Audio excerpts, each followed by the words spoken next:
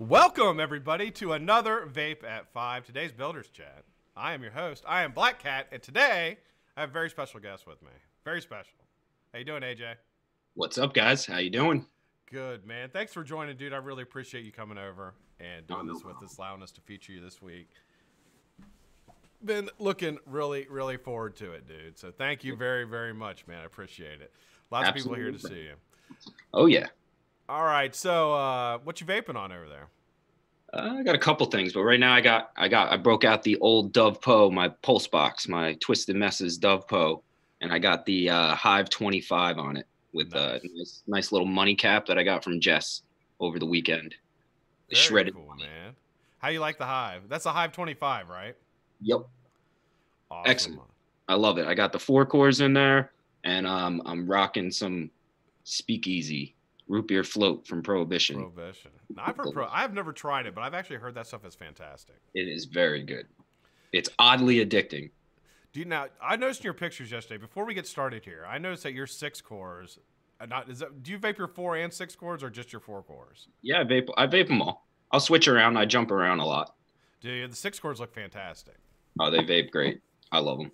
That was all an experiment. That was all like when we were doing that whole more cores and just stacking as many cores as we could into the center of an alien. That was kind of the winner. When I gave a set to one of my buddies, and he's like, dude, you need to build those. Those are the ones you need to build. So I rolled with it. Hell yeah, dude. The 29 gauge, I think it's funny because a lot of people do 6 cores. They do 30 gauge. Yeah. And dropping it or raising it up to 29 gauge gives you like so much. It's amazing the density of the wire difference. Yes, exactly. It makes the the vape itself more dense too. I noticed 30 is just a little light. It's a little more like of a sizzly vape, I guess you can say. Yeah. The 29 gives you more of that crackle, that pop, that wide surface area to vape off a lot of juice at once. Do you stick with nichrome pretty much, or do you ever are you a big stainless fan too? Stainless, I've used here and there, not so much on round wire, but for like ribbon, for staples and stuff like that. Wrap wire, stuff like that, but not too much. No, I feel like it doesn't have the same like density to it actually. Yeah. The same thing with Nichrome 90, I feel it's a very crisp vape, but it doesn't really give you that whole density that Nichrome 80 does, and it's really weird because that's not a big difference at all. It's a 10% nickel difference. It vapes hugely different to me. Yes. It's a lot hotter, and it's so soft, man. It's really a pain in the ass to work with. Yeah. Yep. But it vapes good. It's just really low. It's a really low resistance wire, so you gotta keep your gauges on the higher end in order to not go overboard and come up at like 0.05 or something like that. Yeah, it's obviously a major concern, especially when you're going into the retail market too. And I mean, I think it's nice that you offer a 0.09 build. That's probably the lowest I would do retail too. I just don't feel comfortable giving people anything lower than that. Yeah, I mean that's I hate to say it, but if you're not a hobbyist vapor or experienced vapor, anything 0.09 I think is a great spot to kind of put it at, especially when you get a vape like that, a 6 core. Most of the time, I won't even use it on a tube. I know people that use 2700s and 21700s with the 6 cores, which are, it's no big deal, but I don't like it. I hate changing batteries all the time. So, I vape it on a mech, a dual parallel mech or a triple parallel mech. On 18650? 18650, yep. Yeah. Yeah, you get too big. When you start going 21700 and 2700 on a dual, it's too big. I like stacks that are that, but on a box, it's just too damn big. Yeah. Too damn big. Yeah, and then the 6 cores, on a tube, they're gonna vape great. They'll vape great in the beginning for about 20 minutes until your batteries are dead. You know what I mean? Like, they're bigger coils and they're lower resistance, so it's gonna kill your battery down. And unless you feel like carrying 3 around with you, you're not gonna make it through the day. So, I do that, man. That's what I do. Yep. I have I have little plastic carriers with batteries in. I carry my batteries everywhere. I used to, and then it was just like, what am I doing with all this? Like 20 extra pounds heavier. Right? And the biggest thing is you never know which one's charged, which one isn't. Yeah, you're just like putting one in, like this one isn't it. Nope, that's good. Change it out. 20 minutes goes by, you go on through 3 batteries, and I got one. All right, man. Well, hey, dude, I'll tell you what. It's an absolute, like I said, it's an absolute thrill to have you on here. I've watched you build and watched your Instagram lives, followed your page forever. So it's an absolute treat for me to have you here, and I know people were super, super excited. You are like, let me tell you, you're like the most generous dude ever. You know that? I try to be. I try to be nice. So let me tell you the story. You don't get anything by being mean. That's true.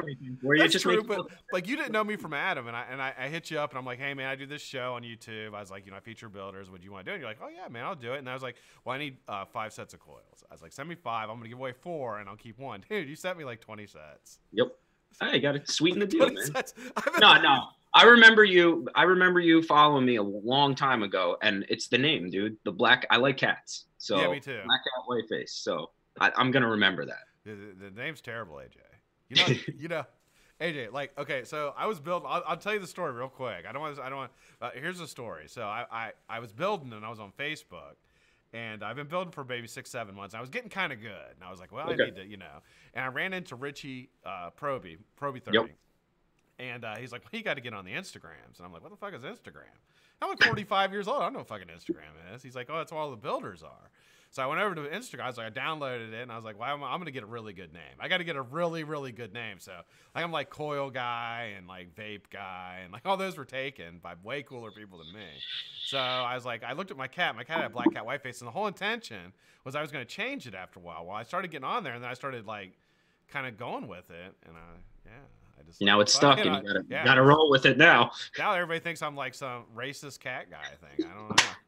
They do. They're like, is that anything about race? I'm like, fuck no, it's my cat. Like, it's my cat. My cat's fucking. BlackCat Whiteface. I don't think my cat's racist. I've never asked him. He doesn't appear to be. Yeah. Anyway, man, super awesome to have you on here. We got, so this week, how this works, I featured you yesterday, and then today we do this, and like tomorrow, we'll have giveaways tomorrow, and then Friday of your coils. Okay. So everybody's going to get to enjoy them. I'm going to keep a few for myself, and then I try to like, my dream is to like have like this is like a dream, obviously, because I'll probably never get to it, but I like to have a coffee book. Like a coffee table book, of like everybody's builds that I have, and then like cutouts, and they're in there. Yeah, that'd be sweet. That would, you know what, man? It would probably sell about 9 copies. It probably would sell literally. Like, I think I'd have one. You may have one. Yeah. People that watch me. Hey, you'd be surprised. You'd be surprised. You never know. And it would just be cool because I could say, during the years between like 2016 and 2020, these are the coil builders of the time, and like yeah. That'd be really cool. I think it'd be cool for like maybe like a fraction of a percentage of people would probably really, really like that. You might be right. Anyway, man. So, just kind of start out with how long now you've been building since 2016, 15, right? 2015, yeah. I was building. I got when the whole sub box kit was big, the Kanger sub box kit with the sub tank, and it came with a little rebuildable deck. And that was my key to like, what am I going to do with this thing? So I just started twisting round wire. That was the first, 2 months of rebuilding. I was just twisting 24 gauge or 26 gauge Canthal, and no swivels, no nothing. Just holding it with a pair of pliers. Yeah, just holding it with a pair of pliers and a drill, and that's all I did. And then July 2015 was kind of that point right about there. I guess you could say I started building. And then we went to the Vape Expo up in New Jersey in Edison, and I stumbled across Turk, who I came across on Instagram maybe, 4 or 5 days before. And I was like, oh, this guy's from Jersey, cool. Like, this is really cool. I started getting into, how do I do this? How do I do that? And he was sitting there at the booth, and me and Elena, we both got builds from him. And then I realized that the shop VV was literally 2.5 miles down the road. And I just started going in there and watching what he was doing. And he kind of, gave me some wire, and it started rolling from there. Wow. A few Claptons into aliens into all the other fun stuff. Did you work with him on, did you work with him on doing aliens? Cause I noticed in your page that like you got aliens really quickly, which takes a lot of us a long time to get, man. His initial tutorial video, I remember, for how to make an alien, I helped him shoot that. That was kind of my little hey, dude, let me help you out. Let me show you that I'm interested in this. And Yeah. from shooting that video, the next day I went to Rap an Alien. Boom. Really? So Yeah, you learned it just from and watching I watched him. I watched him for probably a good month, just him making it over and over and over and over again. Wow. And you know, I kind of learn a lot by seeing what's going on. So you know, that tutorial kind of concreted some stuff in my head, and then it just clicked, and it just started working. So. And touching on the videos, and I think we talked about this. I noticed on one of your pictures you had a picture of the video from the Pristine Builds YouTube channel. Yeah, which that video has like 100,000 views. Really? It's a ton. Yeah. Yeah. I mean, there was that one, and then builders watched it, dude.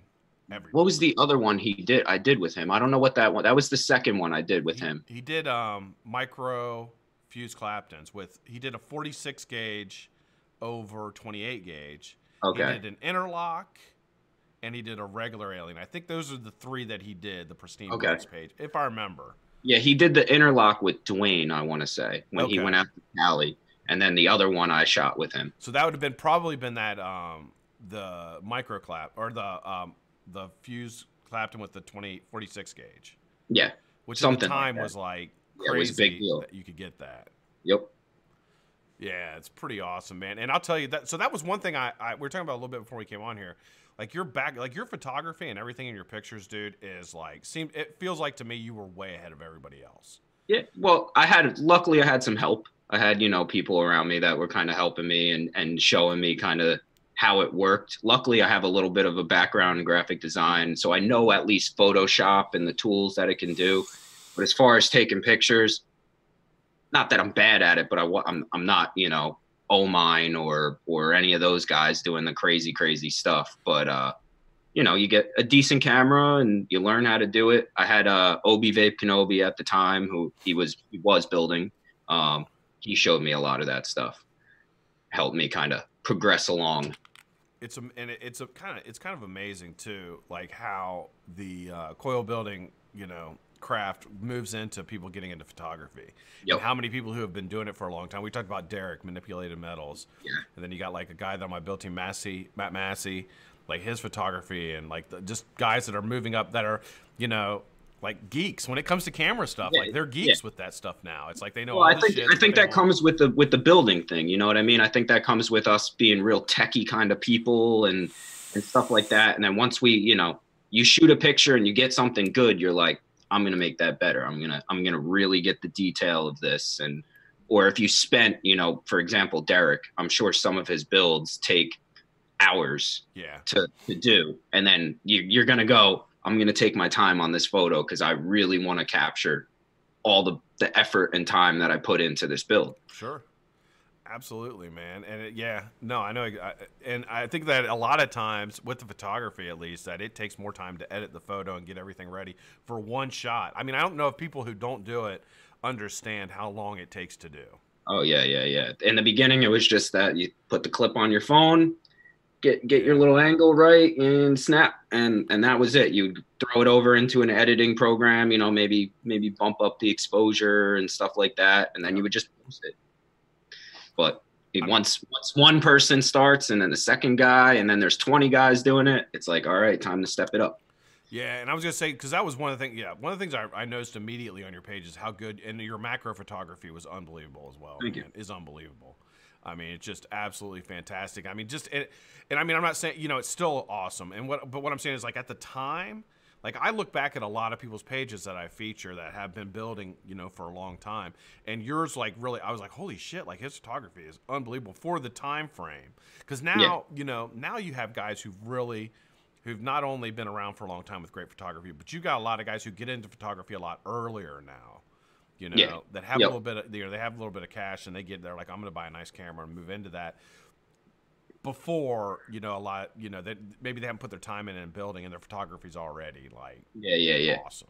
Yep. You know, and that's the thing, you know, you can buy a really, really expensive camera and lens and all that stuff and get crazy good pictures. Yeah. But until you know the process of doing it, it doesn't really come out. It doesn't jive well. You'll stack your photos and you'll notice, you know, you got a bunch of blurry spots or something just because you weren't aware of it when you went into it. You know, Yeah. I got a $2,000 camera. I'm just gonna slam out this crazy picture. Like, you better take your time. That's gonna be like 60 shots there. Yeah. What it takes. So So one thing I noticed on there was when you guys did the Alien Core Challenge. yeah. Now that was you, Proby, and Turk.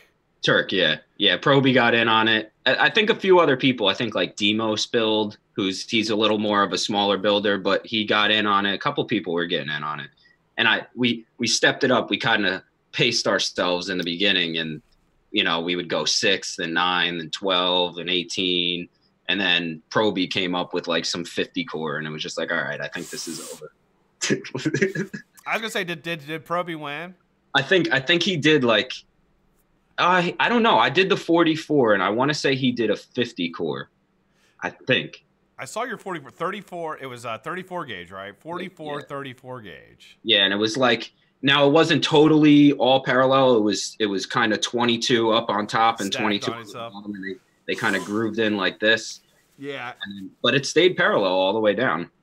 Dude, how the fuck did you do that? Dude, what I was actually doing was when I went into it, I would decore a piece of 22, a piece of 20, a piece of 24, and I'd start wrapping it. And if it was off, then I'd be, unwrap it and get the next piece and try that. So it was all kind of figuring it out. I tried to stay in multiples at 3 in the beginning because I thought the math would work better almost. Yeah.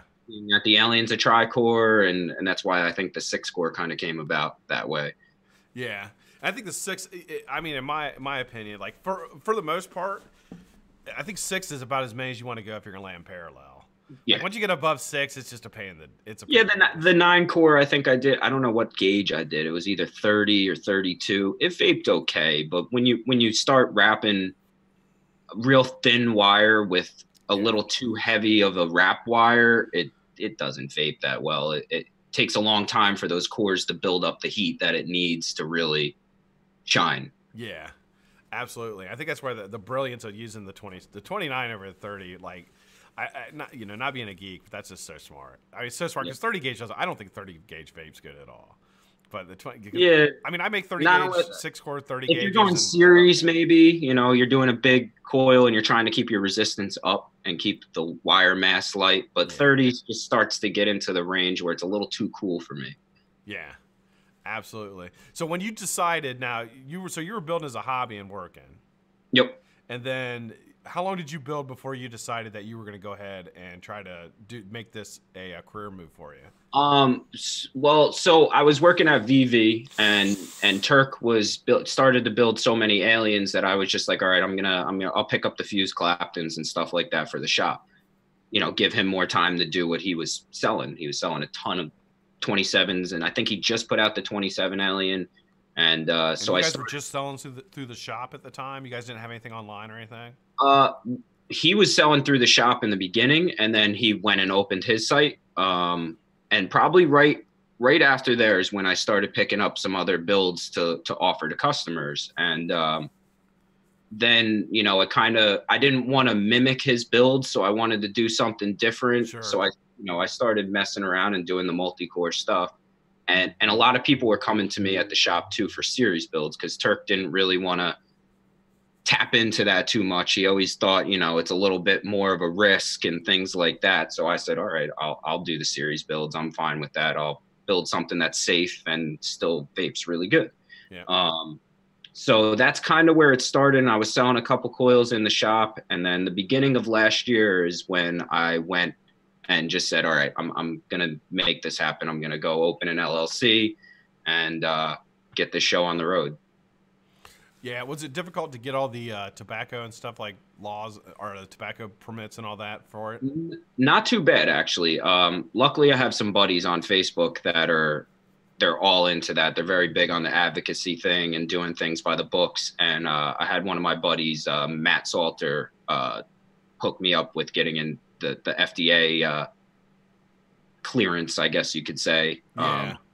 So it wasn't, I went to look at it when I went and I popped up all the windows and the things you needed to do. And I was just like, oh, I'm gonna need some help here. Yeah, because I thought about the same thing, like trying to brand coils and do all that, and it's just like I'll tell you, man, I don't know how big is your build area that you use.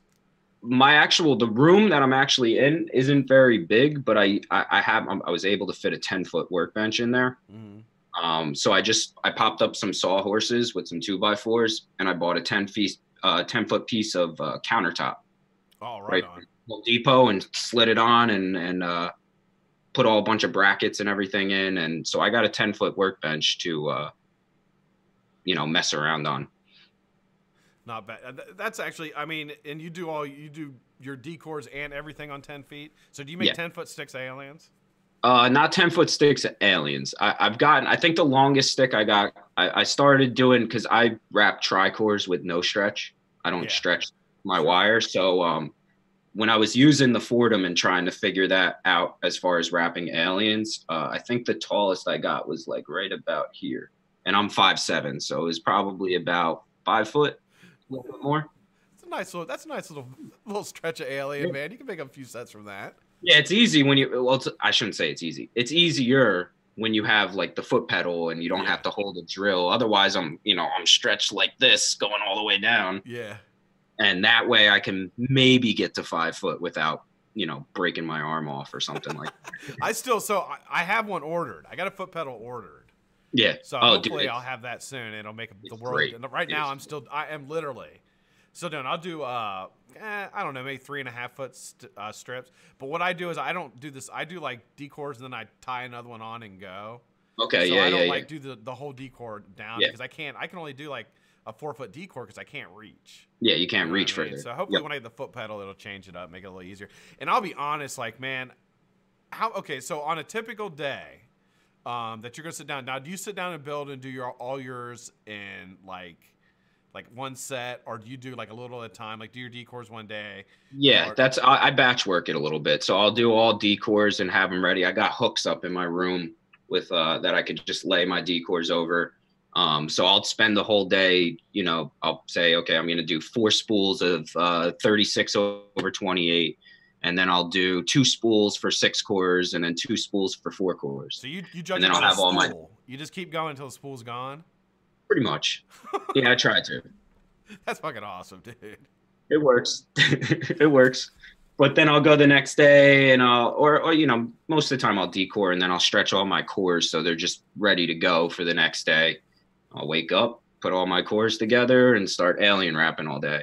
It just keeps me in the groove a little bit when I'm sitting there, watching a stretch and then to switch it up to doing decors and then go back to alien wrapping, you kind of got to warm up each time you get into it. I'm glad you said that.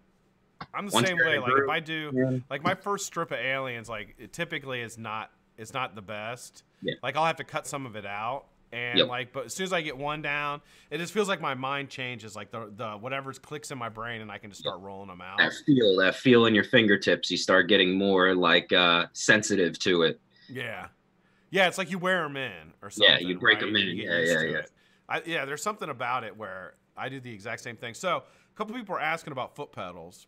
Pedals. Only foot pedals I know is the ones that you can use through a corded drill or normal. You could probably, I use the Fordham flex shaft, okay, the SR series, and I got it all mounted and everything on tracks. And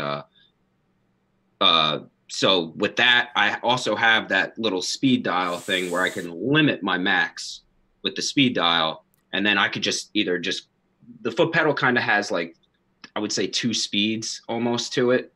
Mm. You have a slower speed where you can kind of like get started with, and then I could just push my foot all the way down and just let it go once I find. Does it rev at all? I mean, it doesn't, like there's no in between. It just goes. Kind of. It's very sensitive. Like it almost seems like there's 2 points of like a low and then a high, but there is, I guess, a curve in between too, where it's not just full max or not. Right.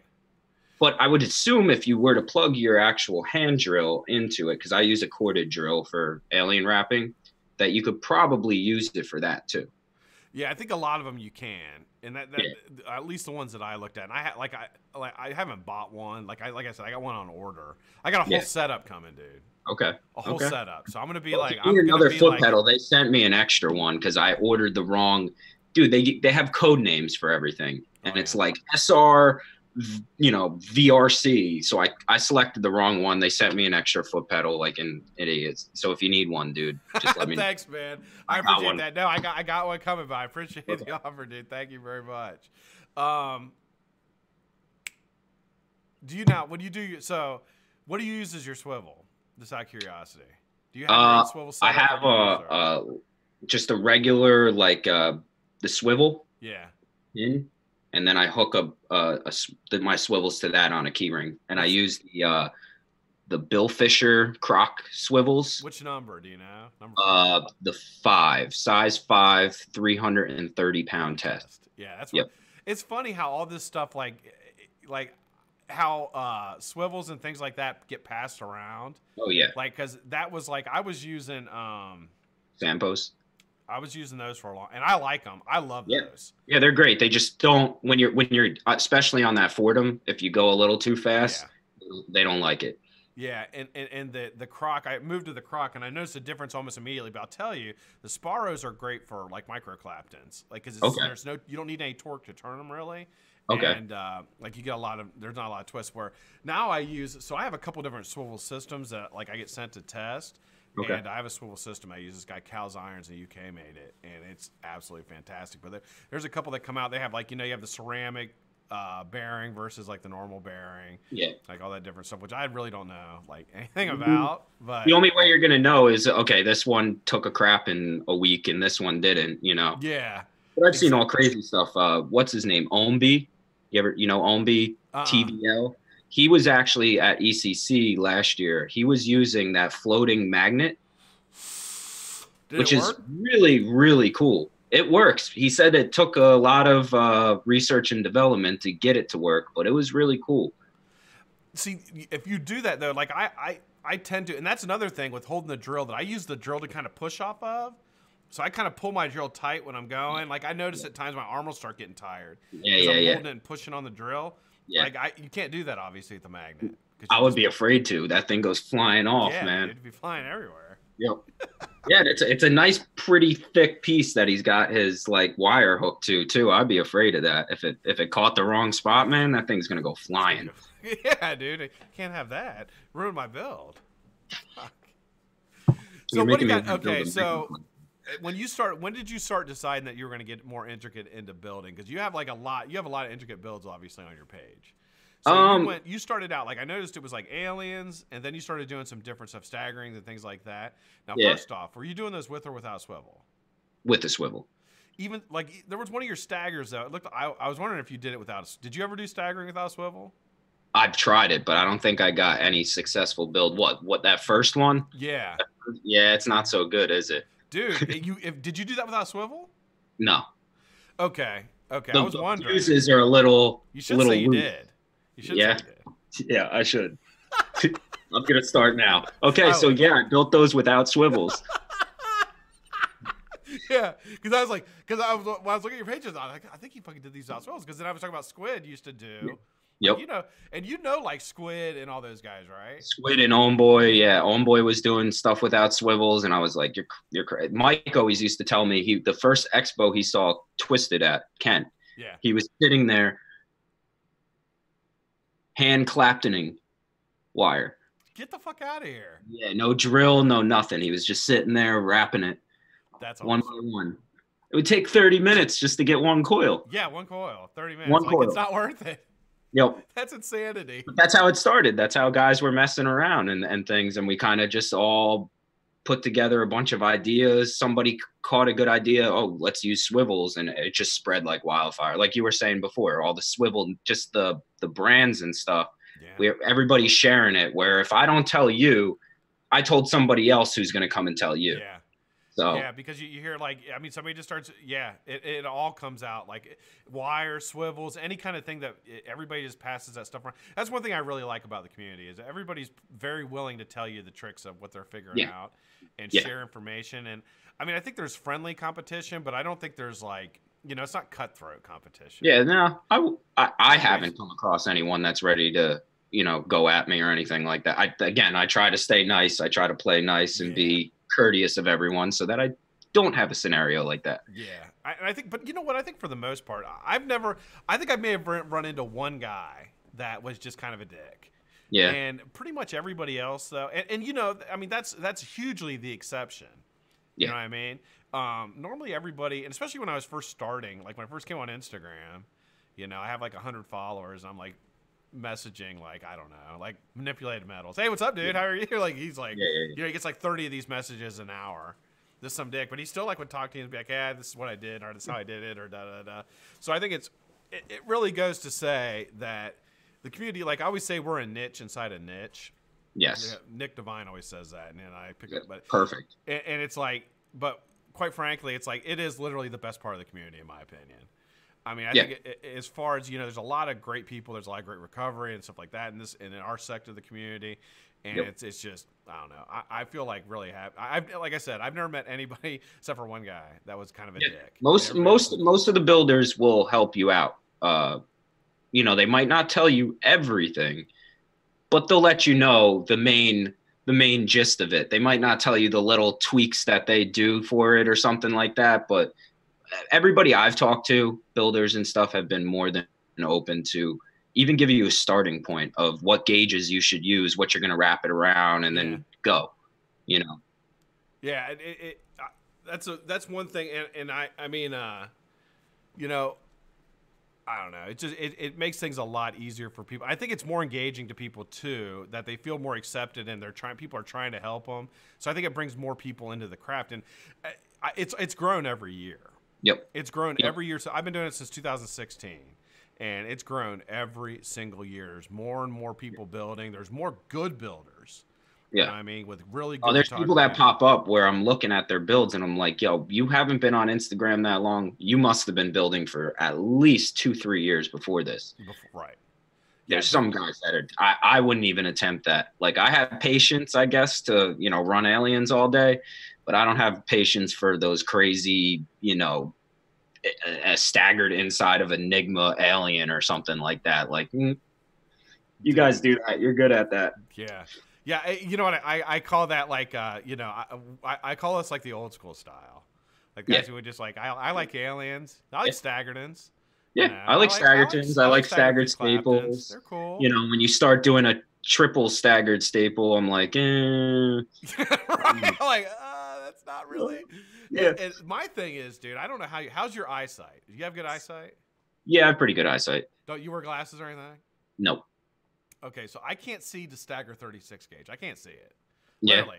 It's like looking at a big pile of shit. Like, I'm just like, So I have to do it by feel, or I have to wear, like, literally, I have to get a magnifying glass. Okay. Like this. And then I have to wear goggles, and I have to, like, press my face up against the magnifying. I'm just looking more so. I don't look. I guess when I need the focus, I'll get real close. But most of the time, I'm just looking for the inconsistencies. Yeah. Okay. Like, I'll know, okay, I'm good, and that's messed up. We're gonna get that. But that's about it. I don't see the wire that much anymore either.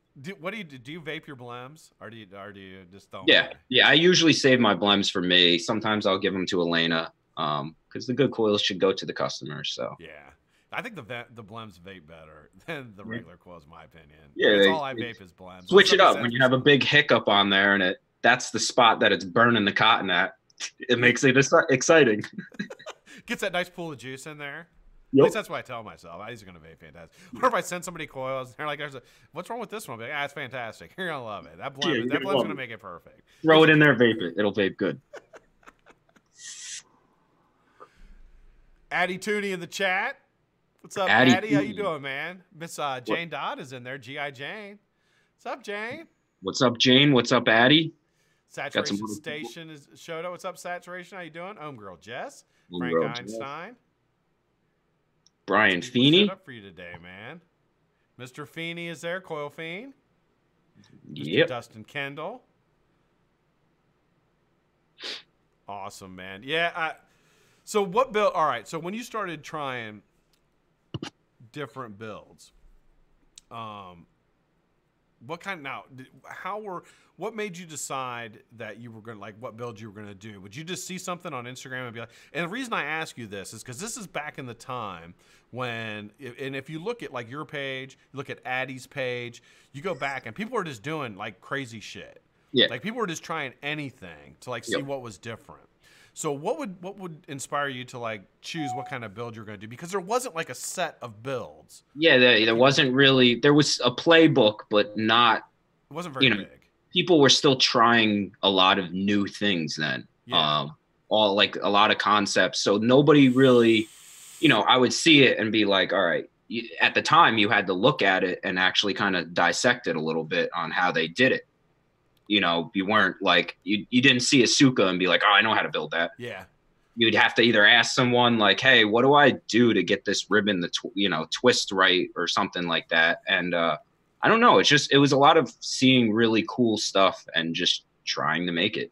There were ones that caught my eye, like a staggered staple, for example, nothing crazy complex, but it took me a long time to get it. And that was, when I came into building and I got aliens down, that was kind of like one of my goal builds to get. Yeah. I don't know why I liked it, but and eventually you work yourself up to that point. I kind of call them the benchmark builds. Like there's certain benchmark builds. I kind of look at like aliens as a benchmark, like a 4-core stagger fuse Clapton's a benchmark. Yep. Staple stagger fuse Clapton's a benchmark because you get, you're incorporating now, you're stacking ribbon and you're keeping your frame straight and everything. And it's like you get these builds like you have like for me, I had check boxes. Yeah, you had to work yourself up like a staggered staple. You can't, just because you did a staggered fused, if you have never worked with ribbon wire, it's going to be a hard time. So you got to work with ribbon wire over here and then do your staggered over here, and then you combine the two once you kind of get the science down behind it. Yeah, and I mean that's the thing I always think is so interesting looking back. That's one of my favorite things to do on Instagram is go back and look at the stuff from like 2015, 2014, like right in there. What do you think, like back in that time frame? So this is after the alien. What do you think was the next big thing that somebody did that kind of changed everything? Or was there something that you remember back then that kind of changed the way people did stuff? I remember seeing, the big one I remember seeing was who did the initial micro Clapton at the time? Of Kyle Jones, maybe? First Kyle Jones? When I saw that, I was like, that I have to try that. That definitely I have to try. And then I remember, because Goon also did the Suka. When he put that out, that interested me. I definitely wanted to do that build. Did he do the Asuka like did he do like an alien Suka, or did he do like just where you twist it and lay it over? Okay. There's like you can actually like a traditional Suka. Yeah. Which I like the look of. I didn't know he was originator of that. I believe so. Damn, dude, he's got like whatever happened. Did you know Goon? Sean, yeah. He's a really, really good down to earth guy, but I think with the whole Goon project and stuff like that, the business end kind of took over him building so much. Okay. Yeah, I was gonna say because I want to say he was a trucker before all this, and then he got into the whole build thing, and he kind of started. I don't know if he ever really did build production at all, though. I think he was just so much of a kind of a trailblazer that people wanted him to make an Addy. And I mean, look at the Goon. Yeah. It was a revolutionary Addy. Yep, it was. So people still use it today.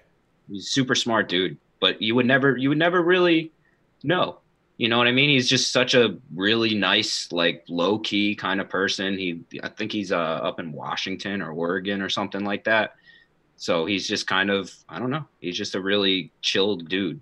Because you still see, you see Twisted Messes and Turk and you and everybody still in the community, but you don't really see, you never see Sean ever. Yeah. Like, I've never heard of him being in an event or, I didn't even know what he looked like, dude. I didn't know what he looked like. The last event I saw Sean at was Ohio, and that had to be right before when because Greg had the prototype of the TS at the time. So it would have been like 2000. That might have been 17 then. 17. So it would have been Columbus. Yeah, Midwest Columbus Expo. Yep. That was the That's last awesome. time I think I came across Sean, I I'll be believe. damned. Yeah, you know, sometimes I don't know if he has a bot or something on his Instagram account. I hope I'm not busting him out. But No, I I like don't get think. likes on my pictures, and I'm like, I don't No, think I Goon's think, liking my dude, I think picture. it might be him. Really? I know most of his content anymore is people posting the goon and builds and stuff like that, but I think he still runs it. Does he? Well, that's Yeah, pretty cool then. So he's yeah, still active in the community. That's yeah, awesome. yeah, yeah, yeah. You know, when your addy's that big, you got to be somewhat active in the community. Dude, I mean, you know, yeah. Even all like all the other stuff aside, I mean, Mhm. the goon is. It was my favorite for the longest time, and it was a favorite to build on. Yep. You know, favorite to vape. You could put big fat builds in it, and it would accommodate the airflow, would accommodate the clamps, would accommodate. Yeah, It was a great addy. absolutely. I still like it more than the 1.5. I'm sure I'm not the only one, but Do you like the OG better?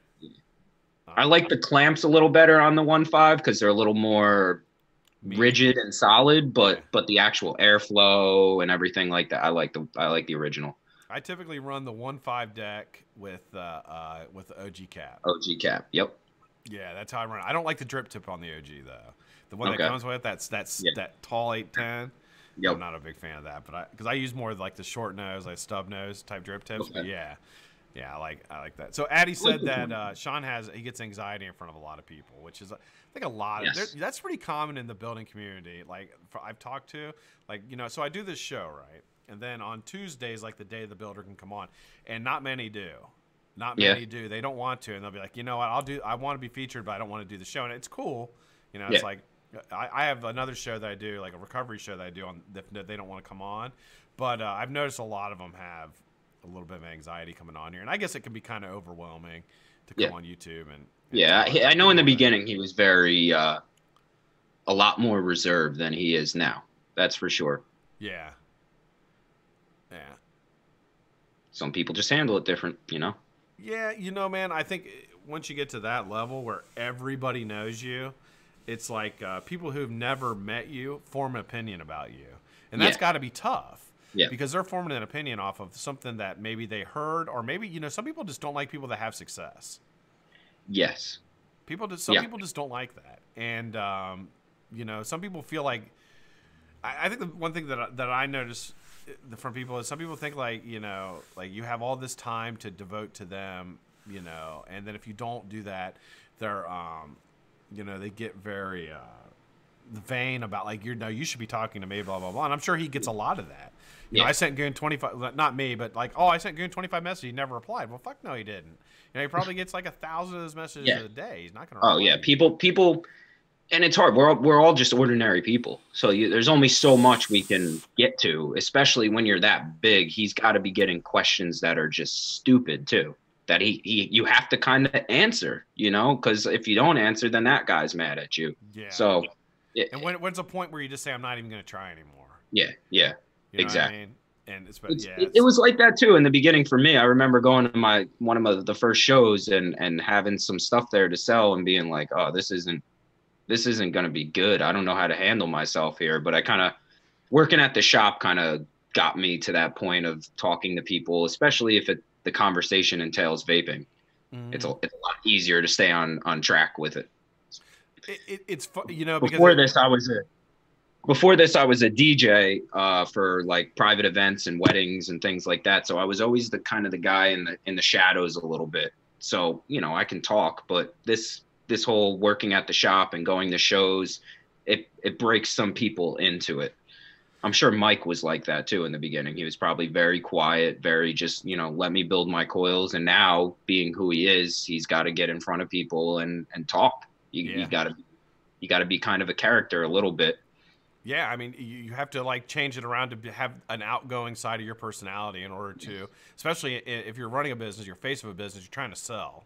Yeah. You know, especially when you're the face of your business, yeah. You know what I mean? Like you are the builder. You have to put yourself in a good light. You can't be too sided on anything. You got to be, at least me. I try to be very helpful and very courteous. And you know, there's no such thing as a stupid question. If you have a question, shoot me a DM. I might not get to it today, but I'll get to it tomorrow. Yeah. and I think with building, there's there's so little, even with all the stuff on YouTube and everything, that's still so little to actually have a one-on-one conversation with somebody about building, and like to ask like questions that like only builders would know. Like that's a valuable information. And I think when you get levels, maybe you take for granted some of the questions that people are going to ask you that you probably asked too. Yeah. You know what I mean? Or you had somebody show you it sometime. So I think it's important to keep that mind frame. Yeah, absolutely, 100%, because you don't want to be that guy. You don't want to be looking like an asshole in front of everyone. You know what I mean? Sure. Absolutely, man. Yeah. I mean, and I've had people DM me. I've had people DM me that are like, "Hey, listen, I don't mean to bother you or bug you. I probably a stupid question." It's like, yeah, you're not bothering me. This is what I do. I build coils. The least I can do is pass the knowledge on to you a little bit. Yeah. Absolutely, man. I think that's what makes this like I said, this niche of the community just so great, is how people are very unjudgmental. And another thing about building coils is very like it's like a very intricate process for me. Like it's like me, it's a drill. Like I literally, there's nothing else I can do, AJ. There's nothing else I can do that I get lost in time with besides building. Like I could literally sit and build for 5 hours, and the wife will come down and be like, "What the hell are you doing? Are you gonna come back up?" And I'll be like, "What? I've only been down here like an hour." She's like, "Oh, it's 6 o'clock." And you're like, "Are you fucking serious?" She'll be like, "Yeah." And I'll be like 5 hours, music on, playing a little bit, and just 5 hours just into it. And I think it kind of leads to the type of people that really, feel comfort in being like maybe not alone, but isolated to their own thoughts, and like just where they want to turn their brain off and just go. And do something. And I think a lot of there's times when it's like that. There's times when I'm building and my brain is off and I'm just focused on the wire. But then there's also times where I am by myself building, and I could kind of process my thoughts and collect them all, because the outside influence isn't there. So that's kind of, it's my little escape. You know what I mean? It is, man. And I don't know what it is about it. It's almost like there's some kind of like therapeutic like thing for me. Like my big thing was like I started like especially when I quit drinking, because I had quit drinking, and then like building for me was like it bridged that gap of like stopping drinking